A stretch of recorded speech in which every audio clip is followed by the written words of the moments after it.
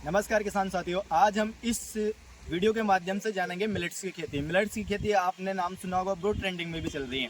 तो अभी हम जो पीछे ट्रांसप्लांट कर रहे हैं मिलेट्स की खेती का कर रहे हैं। आपने धान का नाम सुना होगा, लेकिन धान की तरह ही मिलेट्स भी लगाए जा सकते हैं। जैसा आप देख रहे हो, हमने रोपण कर दिया है और कुछ रोपण चालू है अभी।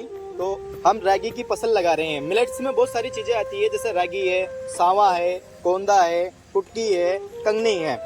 और इस तरह से हम ज्वार और बाजरा इसको भी मिलेट्स की श्रेणी में लेते हैं। तो इस तरह की 7-8 प्रकार की मिलेट्स के रूप में फसलें आती हैं। इसे मोटा अनाज कहा जाता है साथियों, और इसकी खेती करके हम अच्छा उत्पादन ले सकते हैं। और कैसे करनी है, तो आज हम उसी विषय के ऊपर चर्चा करेंगे साथियों। तो जैसा आपने देखी है, ये तो हमने पॉट ट्रांसप्लांट की है। जैसा आपने धान की नर्सरी सुनी होगी, तो उसी तरह से हमने इसकी पॉट ट्रांसप्लांट की है। तो नर्सरी करते समय हमें क्या क्या ध्यान रखना चाहिए।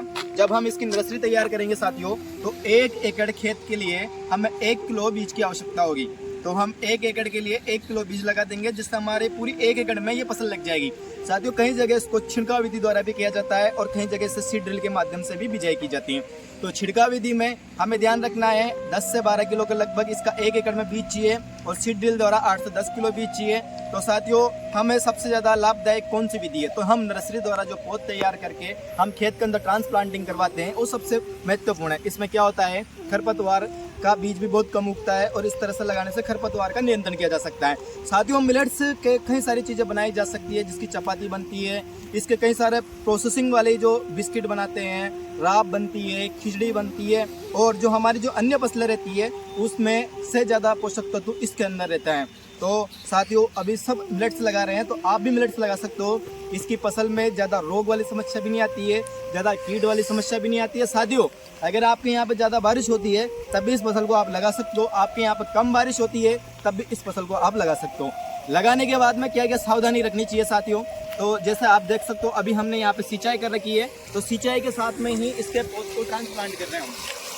तो ये पानी चल रहा है, और पानी के माध्यम से हमें क्या करना है, हमने इसमें पहले ही ताज़ा गोबर का घोल चला दिया, जिसके बारे में हम आपको हर बार बताते रहते हैं कि हमें ताज़ा गोबर का घोल का उपयोग करना चाहिए। तो आप देख सकते हो, कुछ मात्रा ताज़ा गोबर की आपको यहाँ भी दिखाई देगी कि ताज़ा गोबर की मात्रा आपको यहाँ भी दिखाई देगी। हमने इसके अंदर ताज़ा गोबर का घोल चला दिया। अब ताज़ा गोबर का घोल कितना चलाना है, 1 एकड़ के लिए 75 से 80 किलोग्राम ताज़ा गोबर का घोल हम पानी के माध्यम से चला देंगे, ताकि हमारे खेत के अंदर पूरा फैल जाए। इससे क्या होगा, हमारे खेत के अंदर सूक्ष्म जीवाणु की वृद्धि होगी, और सूक्ष्म जीवाणु ही हमारे अंदर पोषक तत्व जो हमने नाइट्रोजन, फास्फोरस, पोटास, सारे जितने भी पोषक तत्व है सारे लेते हैं। साथियों, इसमें कीट के लिए और रोग के लिए हम आगे अगला एक और वीडियो बनाएंगे। तो आप साथियों बने रहें। अगर आपको वीडियो अच्छा लगा तो लाइक करें, सब्सक्राइब करें और शेयर करें। धन्यवाद साथियों।